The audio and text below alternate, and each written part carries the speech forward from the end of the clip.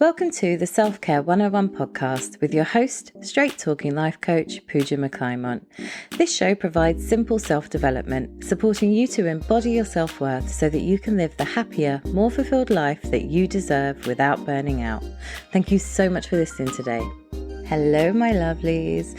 It's season 2, episode 3. Today, I'm going to explore the connection between our mothers and our self-worth.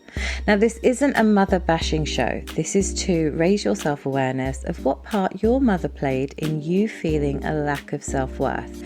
It's to understand why they might have done what they did and how you can now cut the cord and change the story.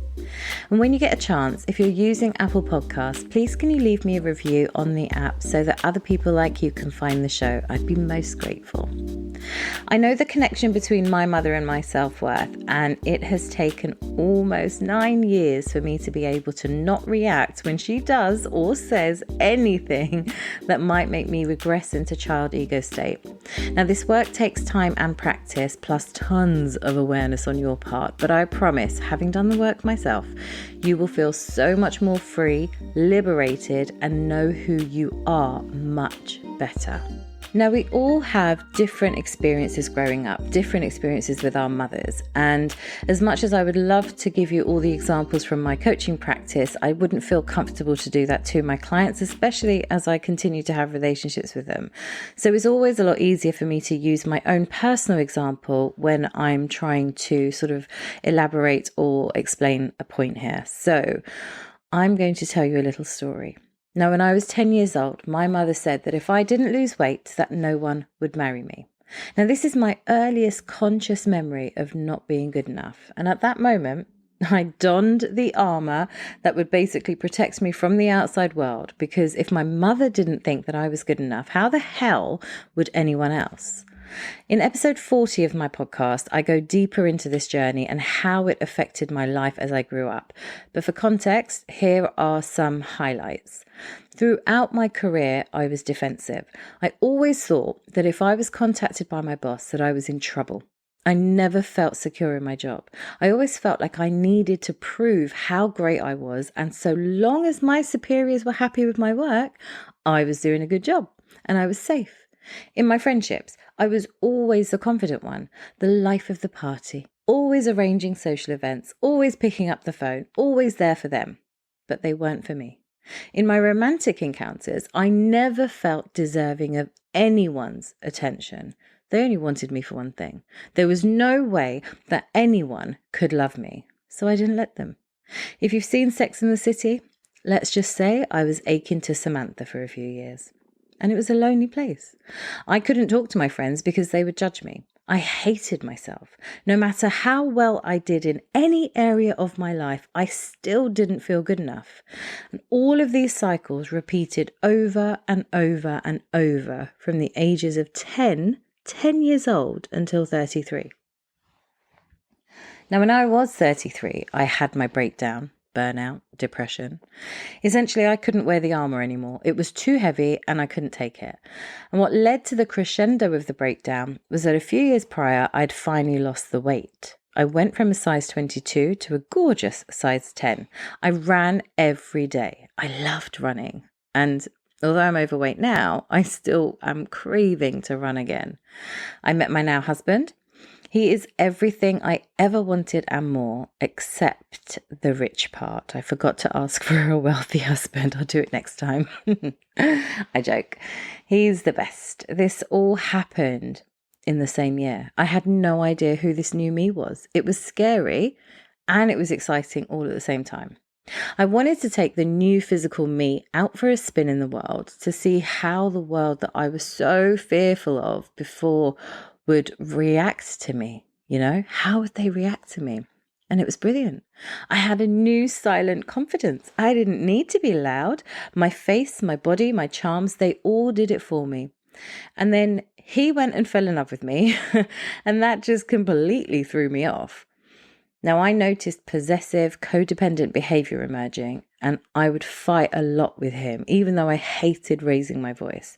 I couldn't get a grasp on my independence. It seemed like it was linked to the old me, my independence, and that the new me needed to hold on to this man because he was perfect.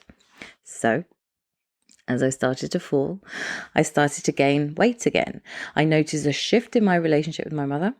Now, when I'd lost the weight, she was jealous. She was resentful towards me. You know those passive aggressive comments mums make, right? No one else can see them or hear them. In my case, my dad could see and hear them all too well. And it was beyond hurtful. It was like I was saying to her, look, here you go. I've done it. I'm a size 10. I'm beautiful. I have my own home. I bought it myself. I have an incredible career. I don't need your financial help. I am winning. But guess what? I still wasn't enough. And I knew I wouldn't be enough, even more so because the man I was in love with was a different race from me. Now, I guess that's for another show. But let's just say, it was a bone of contention. Now, when I fell, I was supported to take some time away, and I went to Mexico to stay with a friend until I basically started to come back to myself. And whilst I was there, I was treated by a Mayan shaman, my friend's dad. Now, he kept things very simple and direct. I was so eager to have my consultation with him, but he wouldn't see me yet.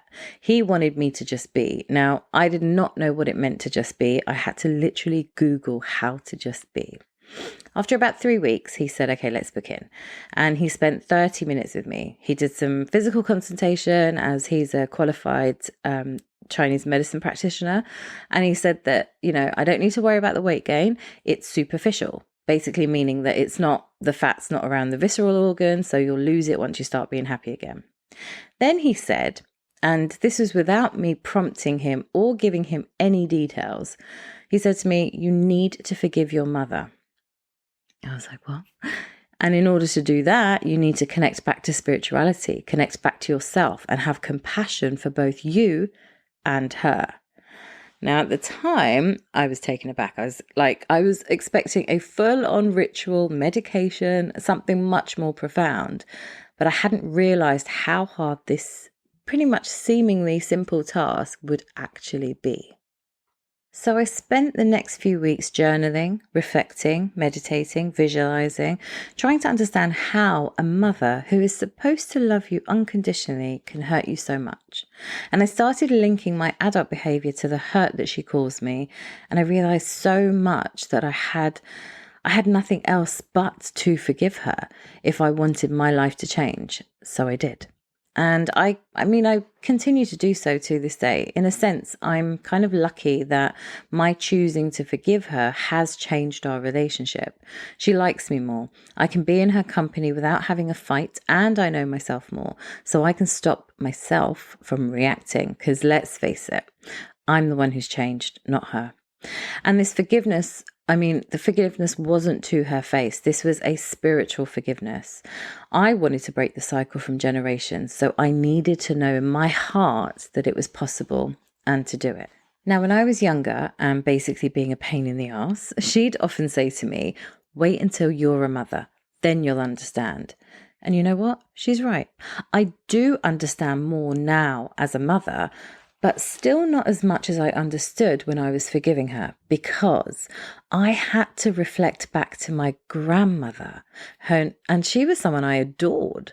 But in this reflection, I saw the trait that my mother had brought into my life. So the forgiveness, it basically went a lot deeper. And believe me, when you can't say to your mother that you love her for over 20 years, it is a hell of a journey to be able to push the ego and hurt aside and reach into the depths of your being and truly, honestly forgive. But I'll tell you this now, it is worth it. Whether you stay connected to your mother or not, of course, look, that is circumstantial and absolutely your choice. But if you can forgive them, it makes your life much easier to live. You learn to nurture yourself and you live a much happier, fulfilled life, only proving yourself to yourself. There's a book that I recommend to anyone who has struggled with their mothers, and I'm going to recommend it to you today as well, especially if this episode has struck a chord, it's something you want to explore, or even if it's something that you never thought was, an issue, or that you would be contributing your lack of self-worth to your mother. this is a really great place to start using this book. So now the way to use this book is to gain a deeper understanding of the type of mother you've had, so that you can raise your awareness of her behavior in a more clinical way. Because when you take away the emotion, it becomes a lot easier to do the work of forgiveness. Now, just before I recommend the book, I am in no way saying that you have to forgive her. Some mothers really don't deserve your forgiveness. But all I will say is, remember, the forgiveness is not for her. It's actually for you. If you can make some level of peace with the hurt and recognize that you don't want it to affect your beautiful life, then forgiveness is the path. And if you can't forgive, there's probably still some way to go with this work, because it will continue to affect your adult life no matter how hard you try to change things. So the book is called Will I Ever Be Good Enough? Healing the Daughters of Narcissistic Mothers, and it's by Dr. Carol McBridge. You can get it on Amazon. Now, I've used this book myself. It is easy to read, there's loads of examples, and it's a real eye-opener. But only get this book if you're ready to open the wound and do the work. Now, I want to read a few things that are in the book that I think would be quite helpful for this particular show, just to give you an idea of what you might need to do to raise your awareness. Now, when you do raise your awareness, you are giving to yourself something that she never gave to herself, and that is compassion. If, though, you feel triggered by this episode, please also know that you can reach out to me for support for free. It's important that I create space for anyone who listens to this show as well. So, why focus on mothers and daughters? I want to read something in the book that I think that Dr. McBride really describes this well, so I'm just going to read it from the book. And it's basically why I've changed my focus a little in my practice to focus more on women, because of the sheer complexities of our lives. Now, in my practice, I also work with men, and the mother-daughter, mother-son relationship is also still something to value and to understand. But the complexities of the mother-daughter relationship are like 200-fold. And obviously, it's a space that I can relate to because I myself am a daughter, I'm a woman. So that's why I've sort of made that slight shift. But Dr. McBride talks about it in this way. Both boys and girls suffer emotional disruptions when a narcissistic father or mother raises them. A mother, however, is her daughter's primary role model for developing as an individual, a lover, a wife, mother, and friend. And aspects of maternal narcissism tend to damage daughters in particularly insidious ways. Because the mother-daughter dynamic is distinctive. The daughter of a narcissistic mother faces unique struggles that her brothers don't share. I mean, I've got a brother and I can tell you that for sure. Now, a narcissistic mother sees her daughter more than her son as a reflection and extension of herself rather than as a separate person with her own identity. She puts pressure on her daughter to act and react to the world and her surroundings in the exact manner that mum would, rather than in a way that feels right for her daughter. Thus, the daughter is always scrambling to find the right way to respond to her mother in order to win her love and approval. The daughter doesn't realize that the behaviors that will please her mother are entirely arbitrary, determined only by her mother's self-seeking concern. Most damaging is that a narcissistic mother never approves of her daughter simply for being herself, which the daughter desperately needs in order to grow into a confident woman. A daughter who doesn't receive validation from her earliest relationship with her mother learns that she has no significance in the world and her efforts have no effect. She tries her hardest to make a genuine connection with mum, but fails, and thinks that the problem of rarely being able to please her mother lies within herself. This teaches the daughter that she is unworthy of love. The daughter's notion of mother-daughter love is warped. She feels she must earn a close connection by seeing to mum's needs and constantly doing what it takes to please her. Clearly, this isn't the same feeling as feeling loved. Daughters of narcissistic mothers sense that their picture of love is distorted, but they don't know what the real picture would look like. And this early learned equation of love, pleasing another with no return for herself, has far-reaching, negative effects on a daughter's future. So what Dr. McBride is basically saying there is what I've just been talking about in my story with regards to how having to please my mother was something that was unconsciously being experienced through my working relationships, my friendships, my romantic relationships, and it just changes your trajectory. Now, as a mother now, when I'm raising a boy at the moment, but when I'm raising him, I'm very self-aware, and there are times where my mum comes out in me and I have to sort of like check myself and go, hold on, is this the right thing to do? Now, when I first came across this book, I wasn't sure about the term narcissistic, so it didn't sit very well with me. And I thought, this is a bit awkward to think of my mum as narcissistic. I don't see her as narcissistic, but I think it's important to understand the definition of narcissism. And something that I will say to you is that narcissism does feel like a heavy definition. And as you read the book, you might get uncomfortable associating your own mother with the words on the page. And look, this is just basically because you are lovely, you are caring, and you are a kind human being. And there is nothing wrong in feeling awkward when you're reading about or listening to anything to do with the mother. This isn't easy work. And I guess my advice to you is this. Like I would say to you with a goal, what outcome would you like from exploring your relationship with your mother and how it is connected and affecting your self-worth today? Because if the outcome is something pure, positive, and one that makes your life better, then go ahead and read the book, start the work. But if it makes you feel guilty, shame, or other negative emotions, maybe it's not the right time to start working on it yet. Now, you can only do things when the time is right for you. And as much as any deep level work is going to be tough and it may hurt, I promise you, it really is worth it if you want a better life for yourself and those you love. Now, most of us know what the term narcissism roughly means, but I'm just going to break it down a little bit here. The term narcissism comes from Greek mythology and the story of Narcissus. Narcissus was handsome, arrogant, and self-involved, and in love with his own image. He couldn't tear himself away from his reflection in a pool of water to become involved with anyone else. And ultimately, his self-love consumed him. He basically died gazing at himself in the water. Now, in everyday usage, a narcissist is someone who is arrogantly self-absorbed. Now, self-love or self-esteem, on the other hand, has come to mean a healthy appreciation and regard for oneself that doesn't preclude the ability to love others.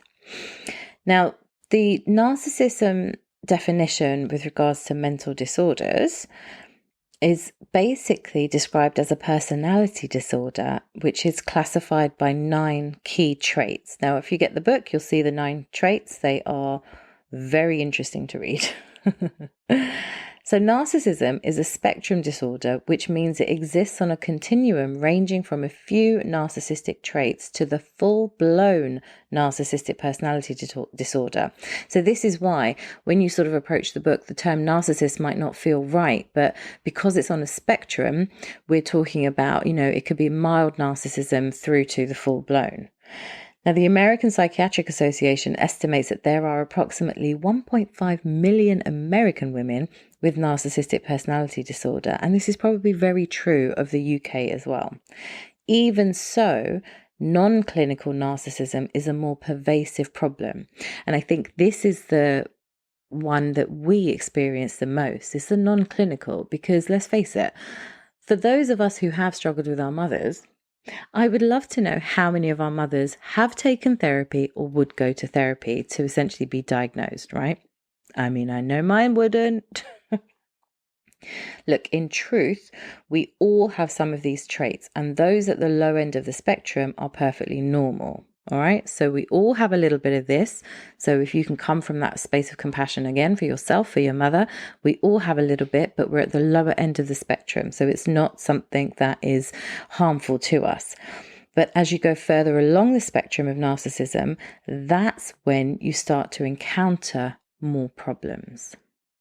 So if any of that has sort of sparked your interest and you are intrigued to find out more, definitely get this book. I'll say it again. It's Will I Ever Be Good Enough? Healing the Daughters of Narcissistic Mothers by Dr. Carol McBride. And like I said, I think you can get it on Amazon. It's widely available. It's an incredible read for raising your self-awareness. There's some tips in there as well to help you overcome and work through it. I would say that if you are going to go that path of using the book in that self-help manner, that you do it with some safety in terms of having someone there, either a coach, a therapist, or a really good support network, be it a friend or a partner, because it is going to bring up a lot of stuff. Now, I just wanted to close with telling you a little bit about why I've been drawn to this work and really exploring and going a lot deeper now with my coaching practice and focusing on self-worth.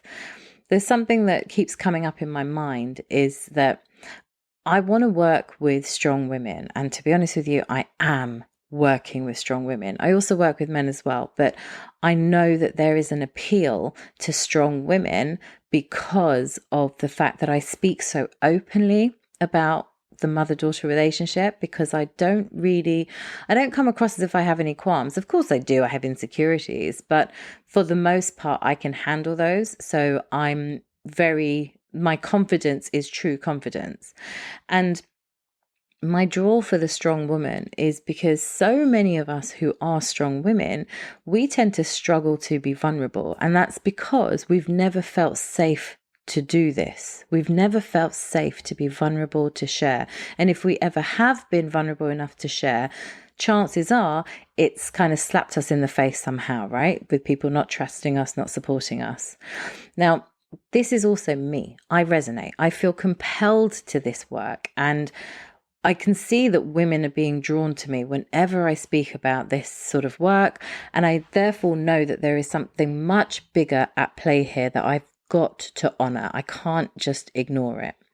Now, as a mother myself, I feel even more ready to add this element to my work and to talk about it and to explore it, because now I can actually see both sides in a much more congruent way. So I can see what the needs of the child are, even though I've been hurt in my past, and to therefore not repeat the mistakes, although not perfect, because you've also got to give yourself some of that allowance that this work's not just going to happen overnight. And for me, this has been a 9-year journey. So it does take time to sort of get into that groove with it and feel comfortable and confident. So if this show has intrigued you to learn more and you do want to explore this further, I am hosting a free masterclass on the 16th of March where I'm going to explore the mother and daughter relationship further. You can join this masterclass by signing up on my website. Just go to PujaMcClymont.com, and right at the top of the website, there's an announcement bar that will take you to the link to sign up. I've also taken this a step further, and I've created a program that basically takes you from the lack of worth to knowing yourself. And it's through deep diving into this work of self, using the therapies that have got me here today. Now, honestly, I can't tell you how much of a game changer I can sort of like see it and feel it being. I've been doing some of this work with my clients. I realized that is kind of like where the gold is in the work, especially when you're connecting, or when I'm connecting with these strong women. There's this beautiful transition that happens. We start working together and they don't really talk much. I have to really coax stuff out of them. And then by week 3, week 4, it's like they feel safe. They let everything out. They share so much. We understand each other more. And I'm able to fully support them in their journey. And I always love it because as soon as we sort of identify that worth is kind of lacking where they don't necessarily feel it's lacking, because we, as strong women, we tend to lead with confidence and ego. But actually, when you're starting to do that self-exploratory work, you realize how much worth is linked to everything you're doing, and the reason why you're struggling in love, and the reason why you're struggling in life, and the reason why you're struggling in relationships, and the reason why you're struggling in work, and why the same things keep happening over and over and over, is because at some point you can coast through life to a certain extent, but at some point in life you get to a point where it's like, something feels off. I can't keep having the same cycle over and over again. What's going on? I need to explore this. And that's what I've done with this program. It's that moment where you know that something's not feeling right. And we work through what it is and align you to who you are today, who your true self is. Oh, look at me. I'm getting excited as I'm talking about it. It is so good. Head over to the website. The program's called Embody Yourself. It's a 7-week program. All the information's there. Send me a message if you have any questions. But I really feel that this is where I'm supposed to be now in my work. I can't tell you how good it all feels. It just does. But yes. And again, if you feel a bit triggered by today's episode, please do contact me. You can email me, DM me, phone me, anything. I'm here for you. Thank you for listening to the Self-Care 101 podcast. If you enjoyed the show, please subscribe, rate and review over on Apple Podcasts so that other people like you can find the show. To connect with me, please head over to my website, PujaMcClymont.com, and sign up to my weekly email called Pause with Puja, where I share coaching tips to help you get through the week and improve your well-being. When you sign up, you'll be given access to 2 self-development classes, one about living and working with purpose, and the other about being the leader of your life. And for daily inspiration, please follow me on Instagram at Puja McClymont. Sending love and talk to you soon.